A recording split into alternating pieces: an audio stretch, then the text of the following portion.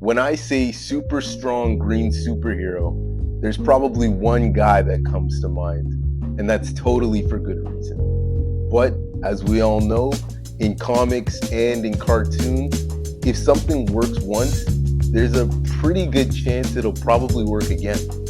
I'm Guapo Jim, and today we're going to be talking about the Savage Dragon, another super strong green superhero, and why his 90s TV show was a true hidden gem. Before I talk about Savage Dragon, this is a super new channel. Mandem is on the come up, like I'm telling you. So if you like this video, I'm gonna need you to like this video, comment, subscribe, share, the whole deal. All support is super appreciated. Now, let's get back to Savage Dragon. So, if you've never watched the show before, the Savage Dragon, or just Savage Dragon from this point on, was a 1995 Saturday morning cartoon based on a 1992 comic book of the same name. For all you comic book purists out there, yes, I know the character technically debuted in 1982, but for the sake of conversation in this video, I'm referring to the 1992 version of the character. If you don't like that, then you could say hello to my security right here. The Savage Dragon cartoon follows the life of Officer Dragon, a mysterious and powerful green-skinned superhero living on the streets of Chicago. Officer Dragon, he's your typical super strong green superhero, right down to the anger issues as well. But with that being said, he was really witty and he was funny. Like he had jokes. Think of like Bruce Willis in Die Hard, but if Bruce Willis was like mixed with the Hulk, I guess.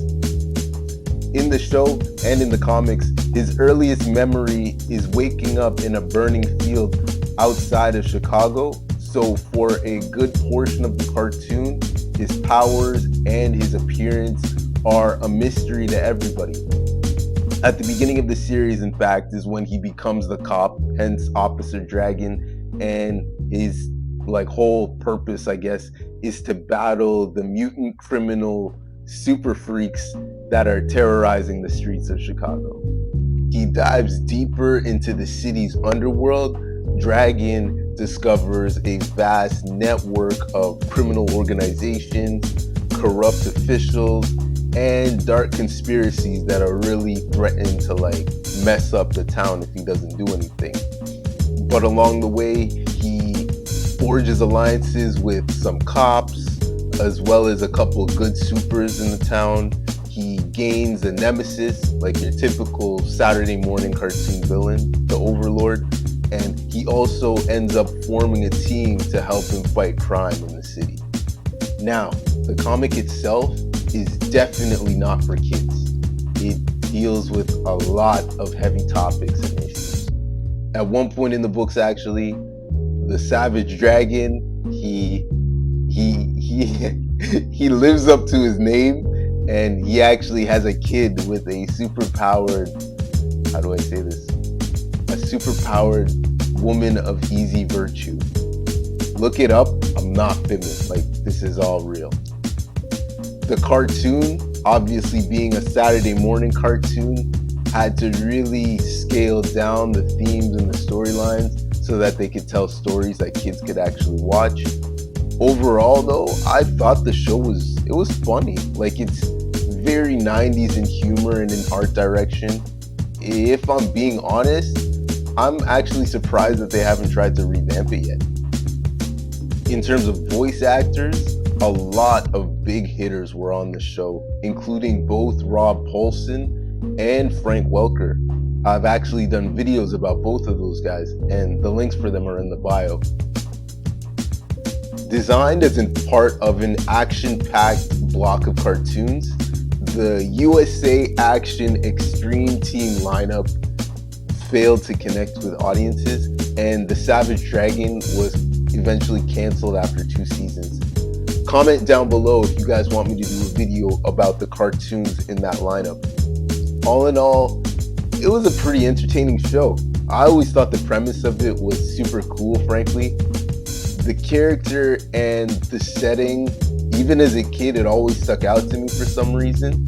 Like I knew that there was something different about Chicago than, say, like Gotham City or Metropolis. Like I could just tell that in my head. I'm not gonna sit here and say that it was my favorite cartoon or anything, but I always thought it was really sick back in the day. The Savage Dragon, both the cartoon and the comic book, it's actually gone on to build a decent sized cult following. And today you can stream the show on Peacock. So make sure to check it out if you get a chance. Regardless, the Savage Dragon, it just struck in all the right ways, you know? And I just thought you guys should know, if you haven't thought about it, or like if you maybe don't remember that show. I just wanted you guys to know why I think that show was a real hidden gem. Thank you if you've made it this far. If you're a fan of this type of content, I'm gonna need you to like, comment, and subscribe to this channel. And please let me know down below on what other shows were true hidden gems. Stay safe, and later days.